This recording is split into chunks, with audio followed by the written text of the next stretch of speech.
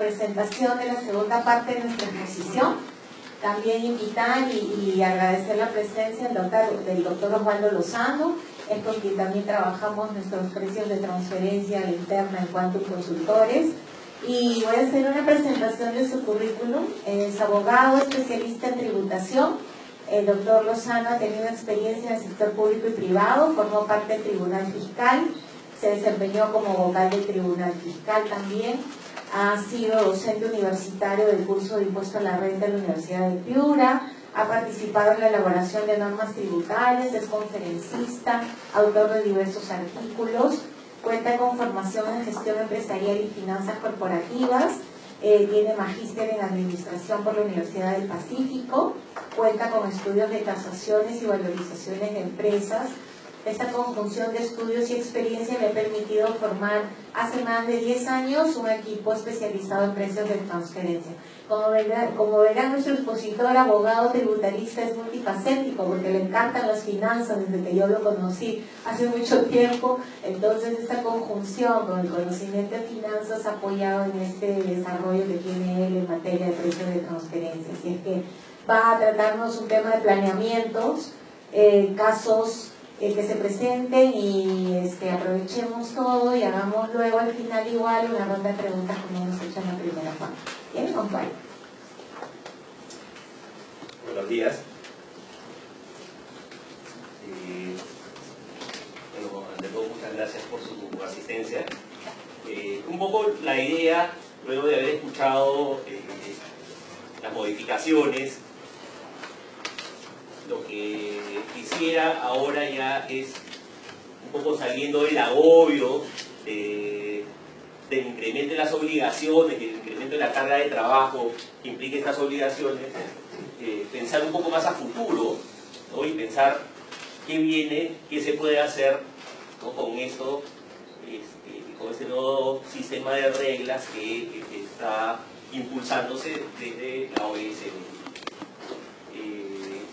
En ese sentido, quisiera en primer lugar, bueno, llegué un poco tarde a la exposición anterior, pero quisiera mencionar en primer lugar de repente algunos puntos cruciales de todos estos cambios.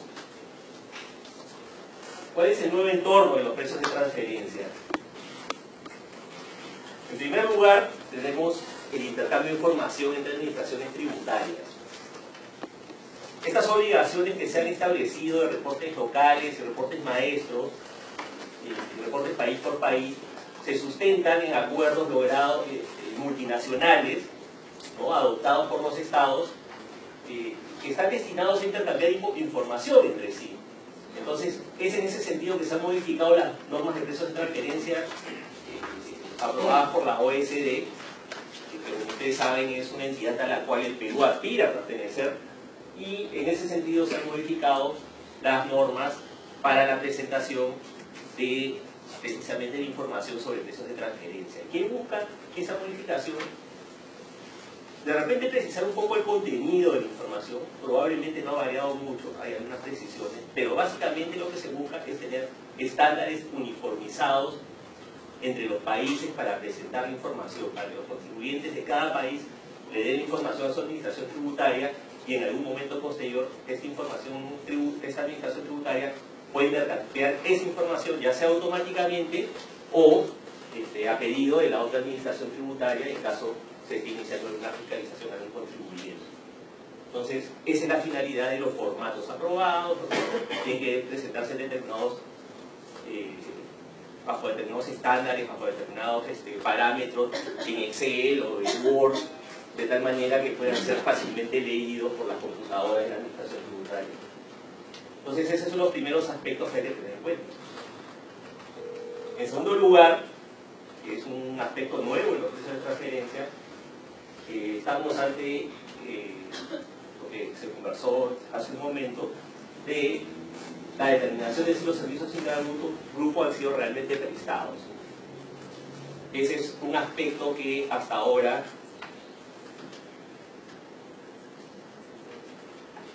no ha sido materia de los precios de transferencia, al menos en el Perú, ¿no? Revisando un poco la normatividad dictada por la OECD, estas famosas directrices en materia de precios de transferencia, sí se puede apreciar que ya es una preocupación que lleva bastante tiempo, ¿no? Pero en el Perú recién se ha implementado a partir de la promulgación del decreto legislativo 1312, ¿no? En la que se establece la obligación, estas obligaciones de documentar la prestación del servicio, ¿no? A través de los costos u otros medios, y a su vez también acreditar que el servicio resiste de alguna manera el llamado telebeneficio. Y por último, se ha introducido el concepto de los servicios de bajo valor añadido.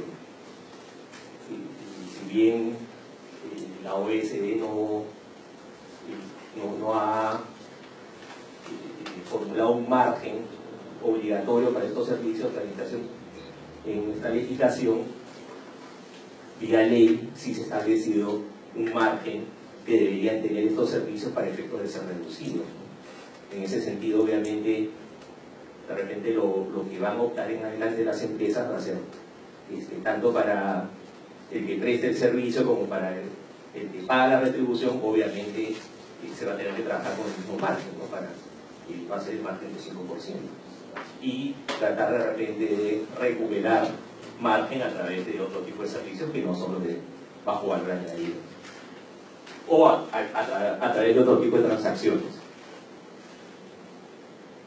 ¿Qué cosa es lo que se viene entonces? Un poco hay que hacer dos tipos de consideraciones. En primer lugar, a efectos de hacer un correcto planeamiento tributario a futuro, lo que se tiene que pensar ante todo es realmente identificar qué tipo de transacciones existen o se han realizado entre las partes vinculadas, que era de repente un tema que no ha sido materia de análisis, de detenido análisis en todo caso hasta ahora, salvo de repente cuando ya se ha hecho algún planeamiento tributario respecto de las tasas, ¿no? Básicamente las tasas del impuesto a la renta, que son las tasas de retenciones, que son a veces altas. Obviamente se requiere hacer un planeamiento afinado para que no haya una tributación excesiva sobre determinadas operaciones, ¿no? Pero hasta ahora eso no se ha hecho a nivel de transacciones para efectos de precios de transferencia. Más aún cuando ahora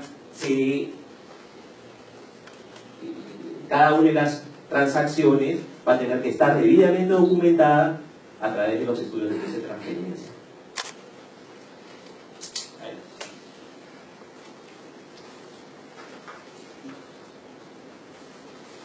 Para explicar un poco este tema vamos a hacer tres casos, ¿no? Un caso muy simple, que es fácilmente entendible por todos, que es el caso de la relación entre el socio fundador de la empresa, ¿no? Y la compañía, o sea, la empresa, por un lado. Después vamos a hacer otro segundo caso, en el cual vamos a tratar el caso de una empresa subsidiaria que tiene una matriz domiciliaria en el exterior, y por último el caso de una empresa peruana, ¿no? Que realiza operaciones en el exterior, que realiza exportaciones hacia el exterior.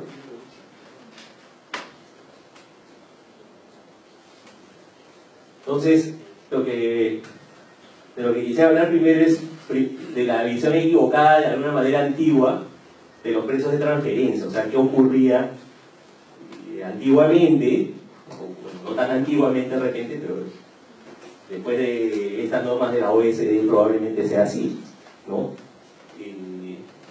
Tengo aquí a la persona natural, ¿no? Que es socio, fundador, de repente mayoritario de una empresa, ¿no?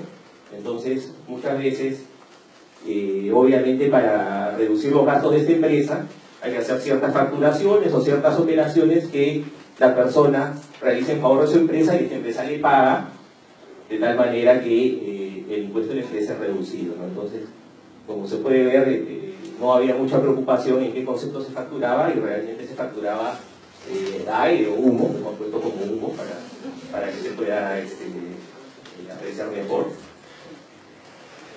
Y bueno,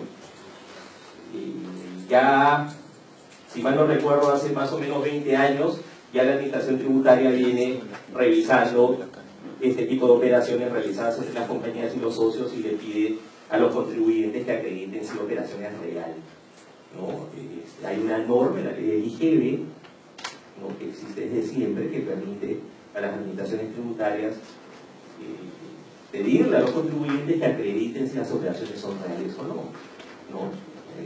Y esta norma se ha venido aplicando tanto para el IGB, normalmente, para renta, con algunos conflictos, pero estaba la norma y obviamente quien ha tenido estos problemas y quien había hecho esto no ha podido sustentar el gasto y ha tenido los reparos por parte de la administración tributaria.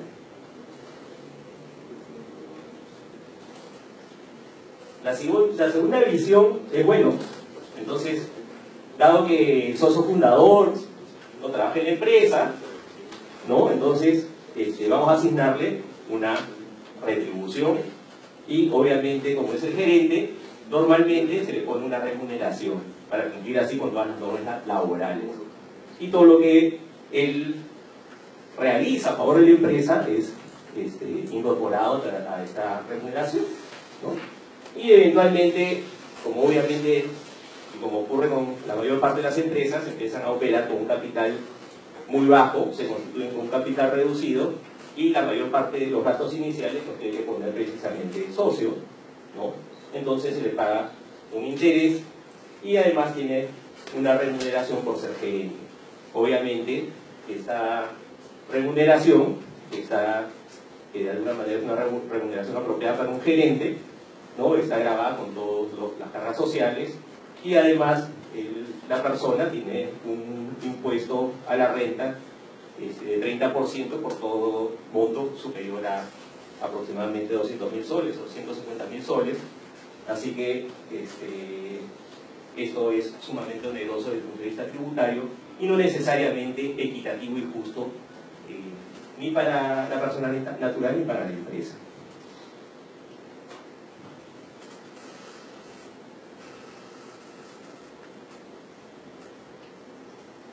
Pero realmente, ¿qué operaciones y actividades hay en favor del socio o en favor de la empresa por parte del socio? En realidad hay una serie de actividades, ¿no? Tenemos efectivamente su actividad de gerencia, ¿no? Tenemos también esa habilitación inicial de capital que hizo el socio, que obviamente tiene que ser remunerada con un interés. Eventualmente también no solamente le dio dinero, sino que ciertos bienes del socio, como su vehículo, su computadora, su casa, fueron proporcionados a la empresa. Entonces hay un arrendamiento, que no es lo mismo que obviamente una gerencia, no tiene el mismo tratamiento. Si hay un directorio, de repente también tiene dietas de director, debería tener dietas de director. ¿Para qué va a ser un director que no tiene dietas, ¿no? Eventualmente también tuvo que presentarse ante el banco y avalar algún préstamo que hace el banco a la empresa, ¿no?, ya sea con su firma o de repente incluso dando en hipoteca algún bien propio del socio, ¿no? Y de repente algo muy importante que en mucho tiempo no se ha valorado, recién se está incluyendo en los precios de transferencia entre el socio y la empresa, es el know-how, ¿no? Porque la empresa no creó el negocio fue dado por la persona, ¿no? Y de repente esta persona hizo pues los análisis, los estudios de mercado, se presentó a ciertos inversionistas y estos inversionistas invirtieron, pero es una idea de negocios que es de esta persona, que le pertenece a esta persona, él la desarrolló y solamente después de haberla desarrollado constituyó la empresa. En ese sentido no es realmente un conocimiento propio de la empresa, sino es un conocimiento de la persona natural, del fundador. Entonces obviamente esto es una actividad que normalmente por mucho tiempo aquí en el Perú no se retribuyó. La retribuían de repente las empresas extranjeras, ¿no? Que de repente venían aquí, instalaban una fábrica y pagaban una regalía a su matriz por los procedimientos, por el know-how, por las patentes que le había proporcionado su matriz, ¿no? Pero obviamente no lo había desarrollado, pero aquí no se usaba, ¿no? Recién se empezó a usar. ¿Por qué? Porque a partir más o menos del año 2010 las rentas de segunda categoría, y esta es una renta de segunda categoría, tiene una tributación más reducida. Entonces, muchas empresas en realidad no empiezan a trabajar con la idea del know-how, pero sí con la marca, ¿no? Ponen la marca a nombre del socio, ¿no? Y es el socio el que registra la marca y luego le cobra una regalía por la marca a su empresa. Entonces, como pueden apreciar, esa retribución y ese monto que la empresa le paga al socio, habíamos visto en el ejemplo que era de 400.000 soles, ¿no? En este caso se pueden identificar realmente todas estas operaciones. Y todas las operaciones son reales, no tienen sustento. No estamos hablando de operaciones que se hayan creado, se hayan inventado. No.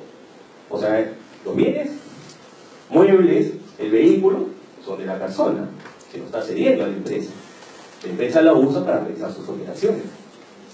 Y en el caso del know-how, ya le hemos explicado cómo ocurre. También pertenecen al creador de la empresa y obviamente tiene un derecho a cobrar a la empresa por ese uso. Estrictamente bajo la lógica de empresas de transferencia, definitivamente tenía que cobrar, ¿no? Eran unas prestaciones gratuitas que existían y por las cuales no se cobraba. Entonces, obviamente, se puede establecer un valor bajo la lógica de empresas de transferencia y cobrar por esas prestaciones. Al final, ¿cuál es el valor de hacer esta identificación? Precisamente la carga tributaria, lo que va a afectar a toda esta operación, se va a reducir. La carga tributaria y la carga laboral, en este caso, se va a reducir sustantivamente, ¿no? Porque bajo muchos conceptos podemos hablar de un monto menor de retribución que se le sigue pagando al socio, pero por diversos conceptos. Pues un poco esa es la idea de hacer una planificación utilizando los conceptos de precios de transferencia.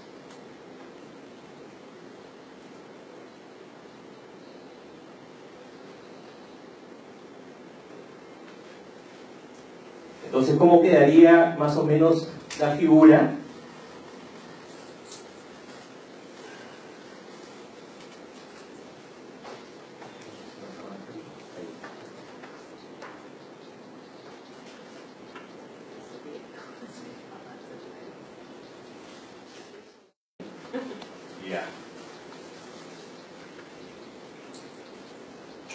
Entonces, se va a cobrar intereses por préstamos, ¿no?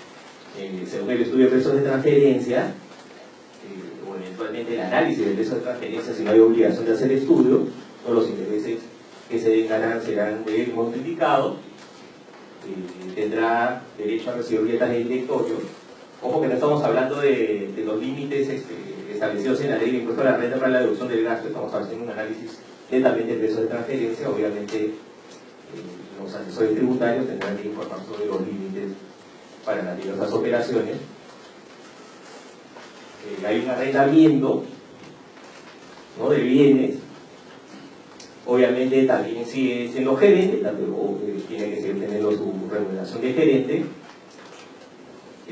Hay comisiones por avales, eventualmente si ha hecho algún aval a favor de un crédito obtenido por la empresa. Y, como les decía, puede haber una licencia de marca. Entonces, como pueden apreciar, lo que eventualmente era una operación visto desde una cierta perspectiva, si se hace el análisis del precio de transferencia respectivo, estamos hablando de una gama de operaciones, cada una con una tasa impositiva distinta.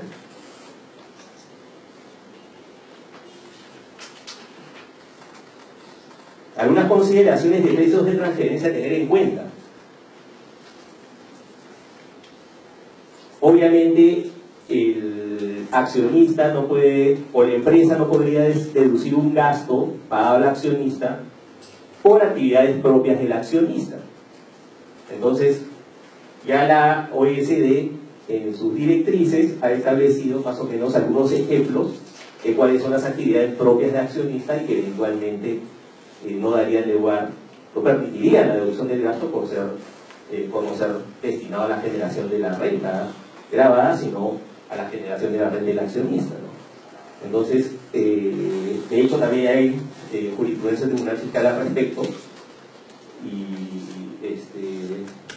hay ejemplos, ¿no? ¿Cuáles son las actividades accionistas? Por ejemplo, en el caso de que exista una matriz, o en el caso de que sea una persona natural, los reportes financieros, el costo de los reportes financieros que el accionista de alguna manera le proporciona a la empresa para implementar de repente algún plan de negocio esbozado en la junta de accionistas, ¿no? Entonces es una actividad de accionista que obviamente no puede ser considerada como un gasto deducible para la empresa. O sea, todo aquello que tiene que ver con la Junta General de Accionistas o los acuerdos adoptados por la Junta General de Accionistas, en la medida que no sean de ejecución de repente de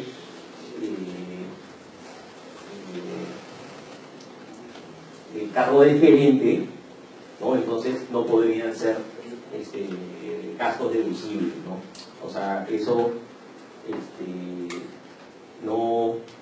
no es así.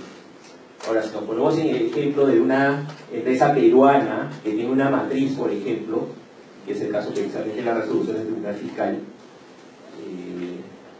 en ese caso no se permitió la deducción de reportes financieros que están destinados a elaborar los estados financieros consolidados de la matriz, ¿no? Entonces, eso no es un gasto deducible porque es precisamente una información requerida únicamente por el accionista y que no va a beneficiar necesariamente a la empresa local, al menos directamente.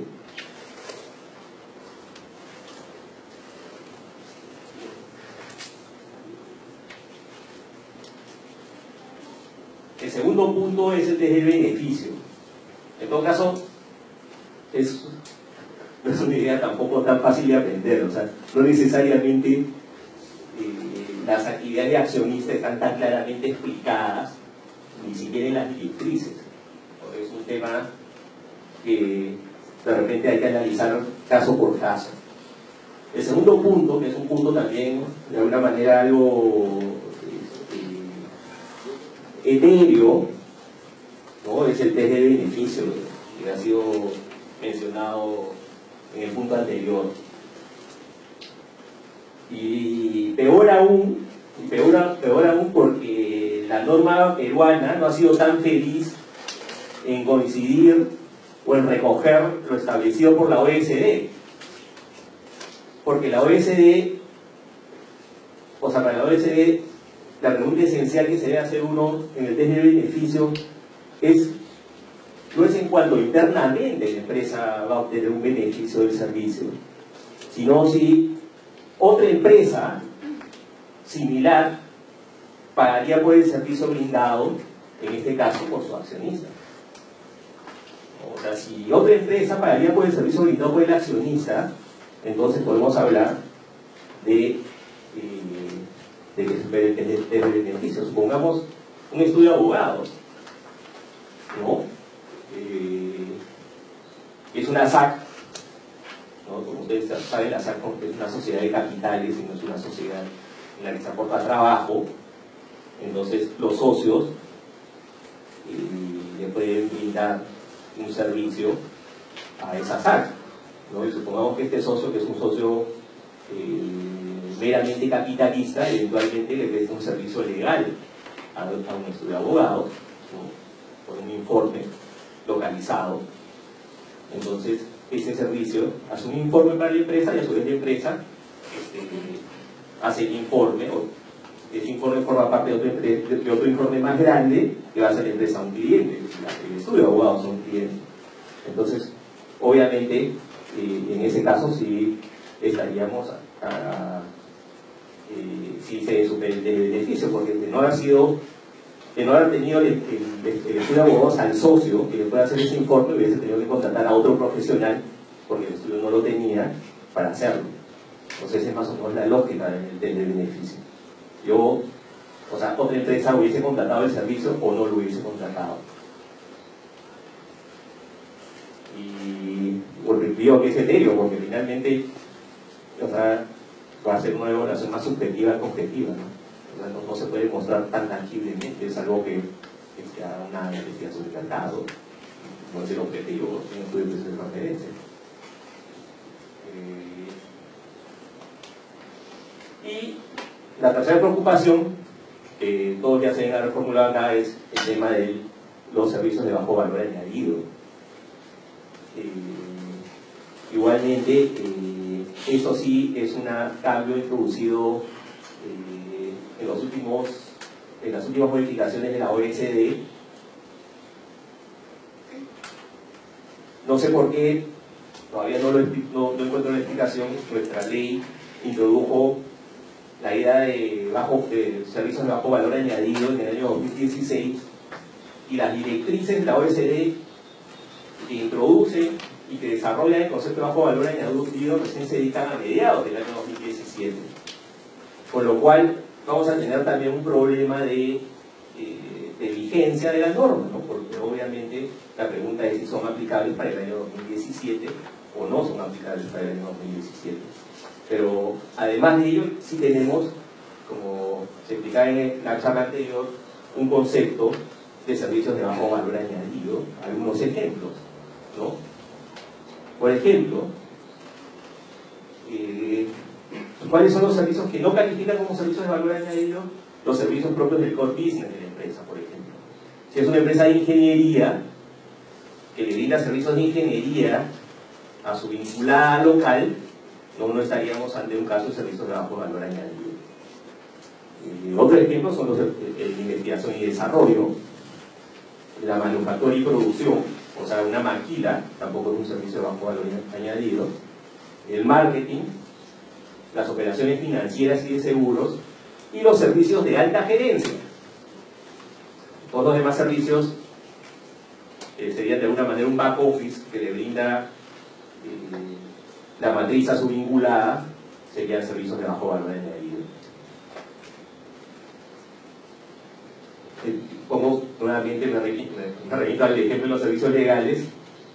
Los servicios legales que brinda la matriz muchas veces tienen un equipo de abogados no global a su vinculada, son servicios de bajo valor añadido, ¿no? Entonces, parecía que no con la norma peruana, pero ya con el ejemplo queda claro que solamente los del core business no son de bajo valor añadido, o sea, los demás sí lo son. Todos los servicios de bajo office. Entonces, con esas consideraciones que hay que tener en cuenta en adelante para definir las facturaciones y definir los contratos entre la matriz o entre el socio y sus vinculadas, se tienen que tener en cuenta efectos de hacer un planeamiento tributario de precios de transferencia. Y aquí pongo un ejemplo precisamente de qué ocurriría con el socio fundador que le factura, en este caso se factura una regalía por know-how a su vinculada, ¿no? a la empresa que él fundó, que él dirige, la cual es el accionista mayoritario, ¿no? En ese caso, si hiciéramos un estudio de alguna manera siguiendo las pautas que nosotros tenemos para hacer los estudios de precios de transferencia, normalmente lo que se podría determinar, podemos encontrar que existe un rango, ¿no? de porcentaje de regalía entre 5,50 o 5% más o menos, y 2% de monto de regalías que se cobra sobre los ingresos brutos. Entonces, supongamos para una empresa que está obligada a presentar el reporte local, o sea, tienen aproximadamente 10 millones de ingresos al año. Estamos hablando de una regalía de 200.000 soles, entre 200.000 soles y 500.000 soles. Que no necesariamente, pues, como explicaban en la charla anterior, va a responder al coste que tuvo el accionista para registrar de repente la marca, ¿no? O de repente desarrollar, o sea, él va a tener una ganancia muy superior al costo. Obviamente estamos hablando de operaciones comparables, ¿no? Entonces hay muchos estudios que se hacen, que convalidan de repente tasas de regalías más altas, pero obviamente cuando menor es la inversión, ¿no? Las tasas de regalía comparables van a ser mucho más bajas, ¿no?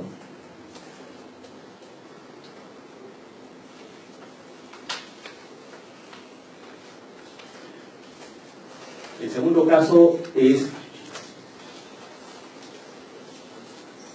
no está el ejemplo, por ejemplo, los intereses, ¿no? En el caso de los intereses, como se mencionó también anteriormente, no es usual que en los estudios de precios de transferencia se recurra a la referencia del costo para fijar los intereses cobrados de partes vinculadas, ¿no? Normalmente lo que se recurre es a ese mismo método, que es el precio comparable no controlado.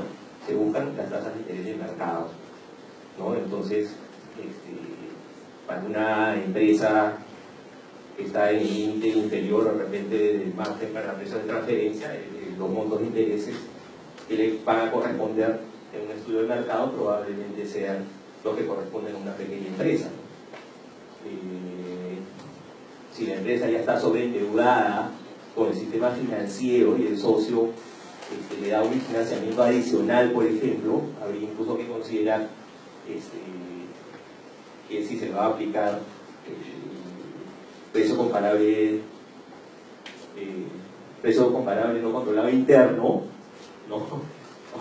Ya se tiene que ir a comparar qué tasas obtendría esta persona o esta empresa si va a obtener un préstamo por encima de su capacidad de endeudamiento de los fondos que normalmente da el banco, y probablemente le cobren un interés más alto, ¿no?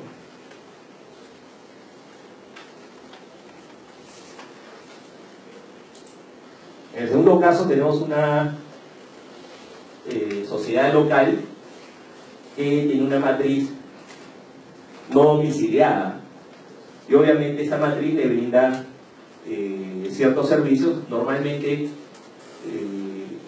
tal como están estructuradas actualmente las corporaciones, las grandes corporaciones, es poco usual que se dé una descentralización de todas las actividades de la empresa en cada país, ¿no? Que era una figura que se daba hace mucho tiempo, ¿no? O sea, normalmente se establecía una subsidiaria y esa subsidiaria tenía su gerente financiero, todo el equipo era local, era una organización descentralizada. Pero actualmente lo que prevalece en la organización internacional de las empresas es más bien una organización de redes, ¿no? Ni siquiera está centralizada. Se trata de redes donde un ejecutivo está en un país, otro ejecutivo está en otro país, la parte del back office está en otro país. Entonces, en ese caso, vamos a tener realmente dificultades en establecer cuáles son los servicios de bajo valor añadido y de diferenciar el costo del servicio de bajo valor añadido del servicio de repente de la alta gerencia, ¿no? Entonces, igualmente,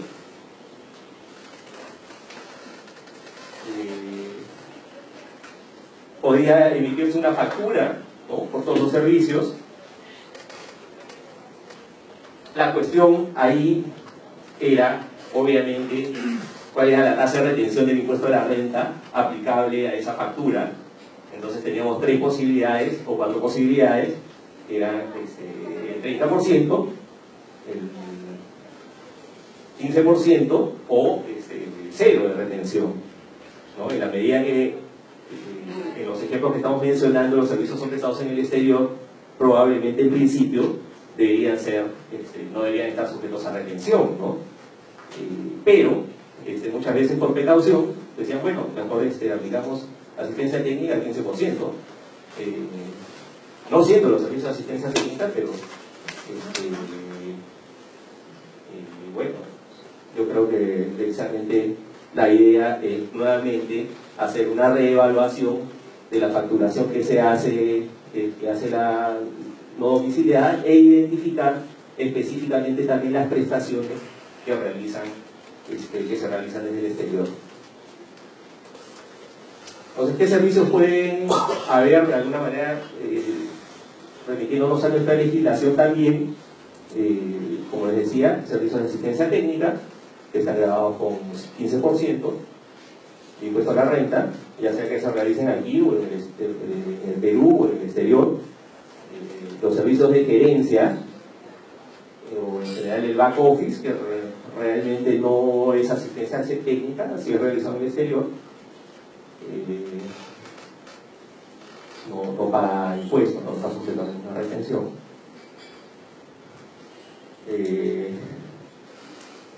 Luego, los repuestos por separado, precisamente por el tema de que estos serían de bajo valor añadido y estos no.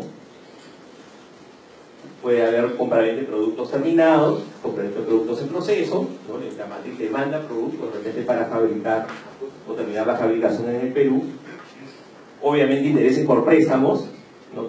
Igualmente incluso como en las pequeñas empresas, o sea, el capital no necesariamente pues, responde a las necesidades de financiamiento y tienen que financiarlo vía préstamo. O las famosas facturas por pagar, ¿no? Y las licencias de software, ¿no? Que muchas veces son adquiridas a un tercero, pero bueno, la desarrolló la misma matriz, cobrará por concepto de licencia de software, que tiene tasa de renta.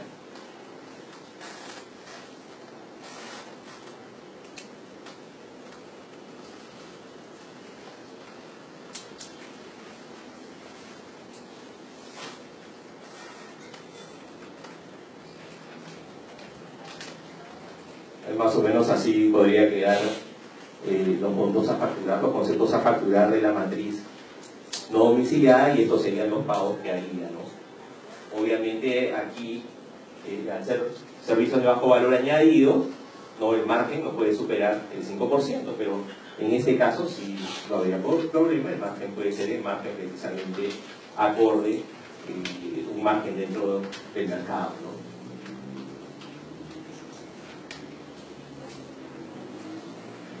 Licencias o forma de final. Aquí hay un error que es ingreso por ventas en los 200.000, que se pueda corregir.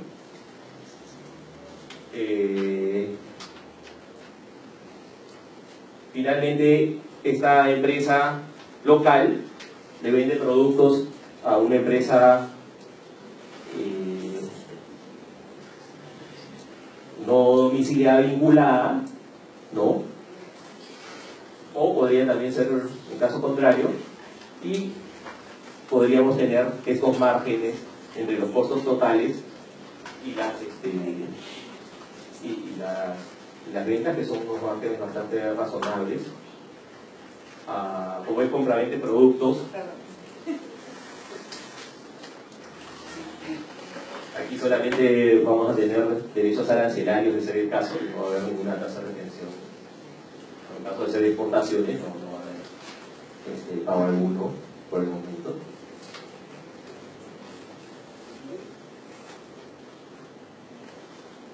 Ahora aquí hemos buscado lo que encontramos muchas veces al hacer el análisis de precios de transferencia y servicios de gerencia, ¿no? Entonces, lo que encontramos es muchas veces que el margen entre los costos totales y los ingresos por ventas tampoco puede ser 10%, es el doble de los servicios de bajo valor añadido. Obviamente, dependiendo del volumen de la empresa, el tamaño de la inversión, ¿no? Los márgenes van a variar, pero en todo caso la matriz sí podría facturar por servicios de gerencia un monto mayor. No lo he puesto por escrito, pero una consideración final respecto a las tasas de retención es que si el servicio de bajo valor añadido, y eso es un error que no se debe incurrir, el servicio de bajo valor añadido realizado en el Perú va a estar sujeto a una retención del 30%. Obviamente esa retención del 30% se va a comer el margen que se ha aplicado del 5%, ¿no? Y se va a terminar tributando 25% sobre el ingreso bruto, lo cual es una tributación bastante desfavorable. Entonces hay que tener cuidado con los servicios de bajo valor añadido. En principio debería darse preferencia a que esos servicios sean prestados desde el exterior y que no estén sujetos a una tasa de retención para no tener el problema de encarecer demasiado el costo impositivo de su operación.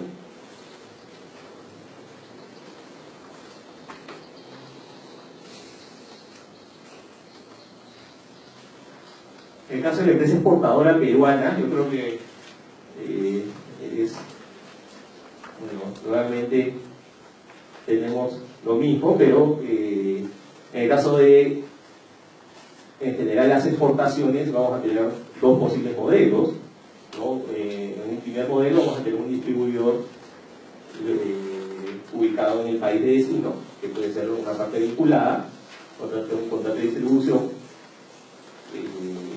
o el otro modelo es que sean los famosos pedidos directos. Entonces la empresa local le vende directamente al cliente final y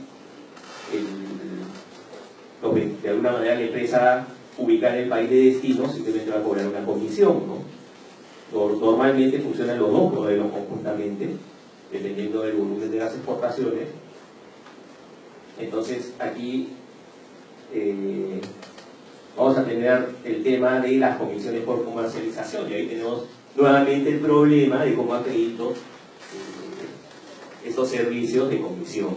Y hemos visto que no son servicios de bajo valor agregado, de todas maneras, ¿no? Pero ¿qué pasa si una empresa domiciliada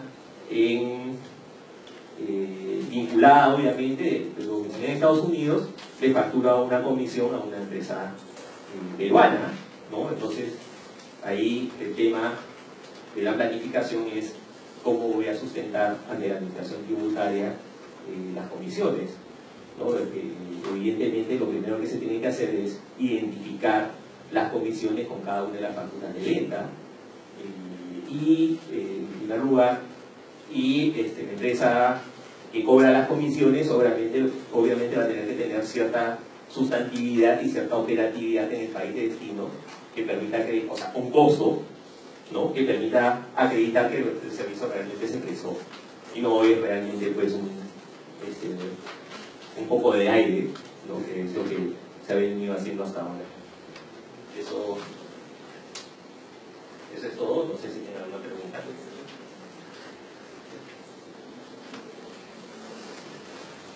Bueno, el tema interesante aquí es que no necesariamente tengo además una referencia en el mercado de valores de comisiones cobradas por empresas exportadoras, y de repente voy a terminar en un método de margen neto transaccional, con lo cual vuelvo al tema de costos. Sí.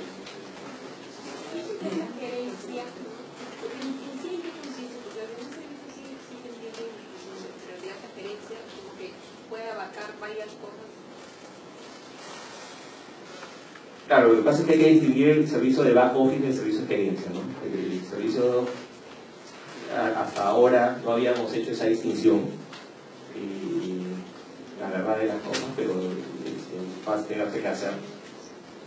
Legalmente hay una base legal, en la Ley General de Sociedades hay una norma según la cual una sociedad puede ser gerente de otra sociedad, ¿no? Y obviamente si esa sociedad va a ser gerente, va a designar como gerente a una persona que es una persona que está capacitada para brindar esos servicios, ¿no? Entonces dentro de ese esquema, cuando yo hablo del servicio de alta gerencia, es de alguna manera ese modelo, ¿no? El gerente general, de repente los gerentes financieros, ¿no? bajo un esquema de contrato de gerencia, de ser posible regulado por la Ley General de Sociedades, brindan servicios a su vinculada, ¿no? Que es un modelo que se usa muy a menudo. El otro modelo es poner a los gerentes en las planillas de ambas empresas, ¿no? Pero también crea algunos temas laborales, algunos problemas laborales.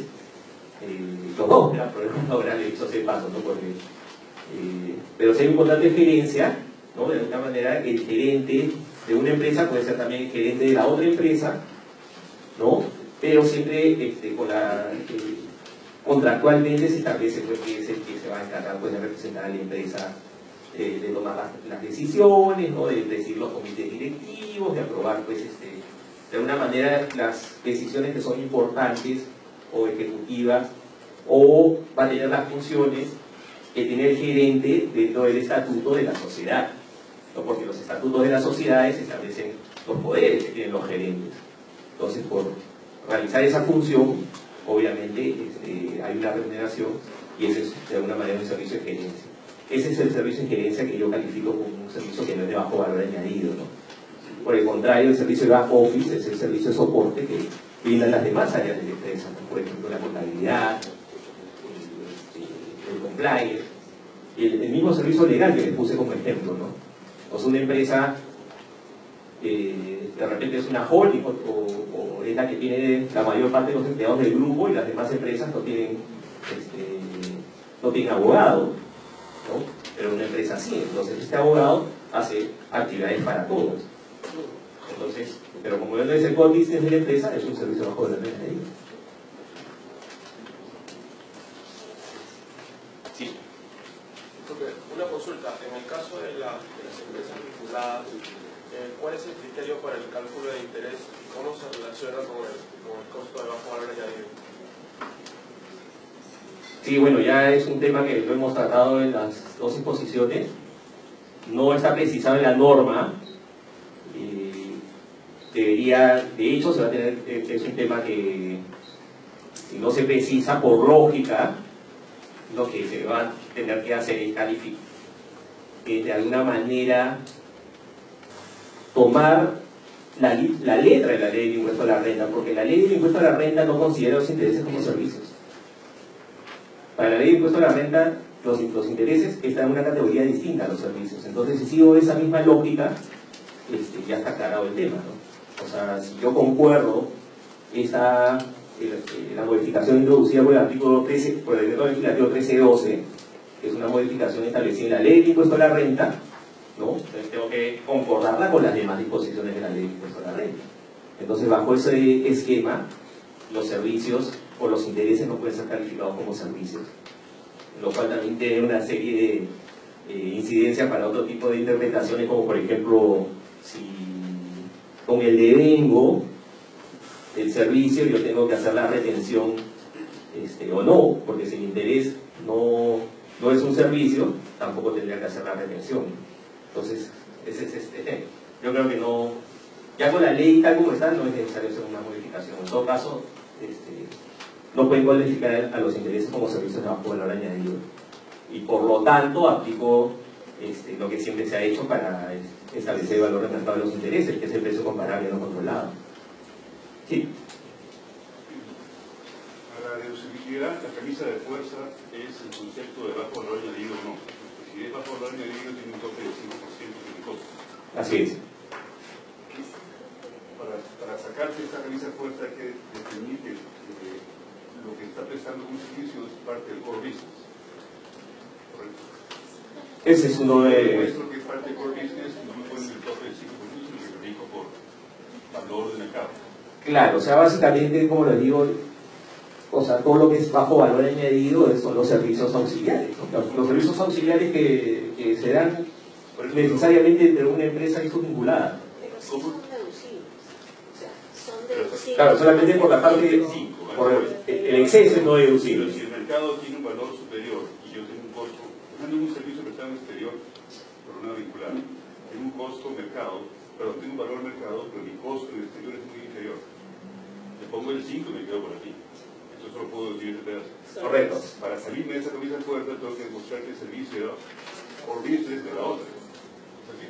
Sí, pero no necesariamente lo va a hacer. O sea, Si lo demuestro, tiene que haber un servicio de... no, Así es. entiendo que es un servicio real, pero, Claro. por ejemplo, el tema legal de una holding del exterior a una filial aquí, Sería bajo valor añadido, ¿no? salvo que la otra se dedique a eso sería legal. Claro, exacto. Para ellos. Claro.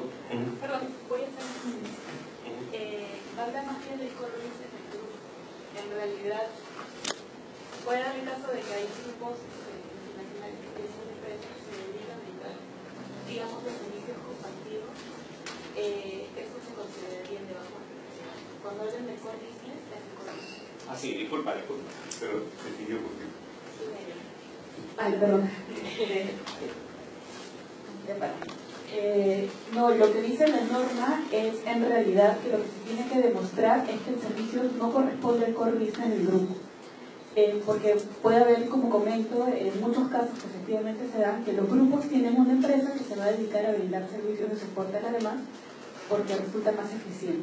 Pero estos servicios de soporte encajarían, digamos, en la calificación de lo que son servicios de bajo valor añadido.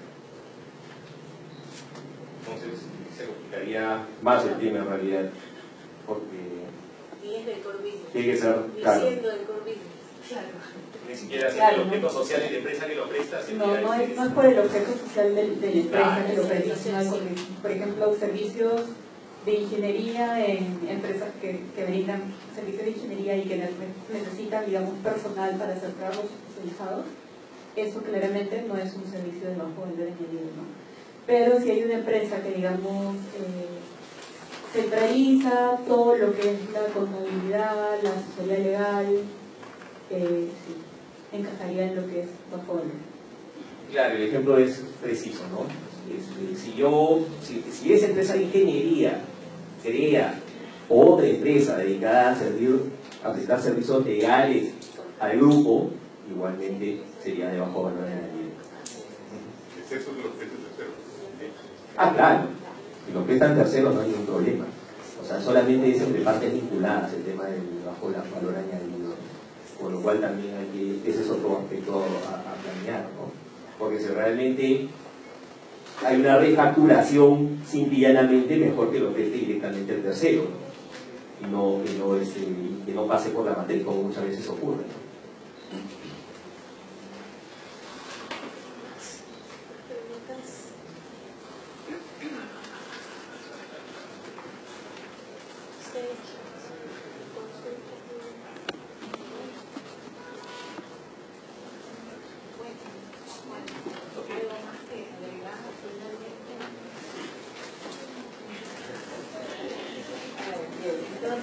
Sí, estamos a la última palabra. Vamos a darle un aplauso a Amparo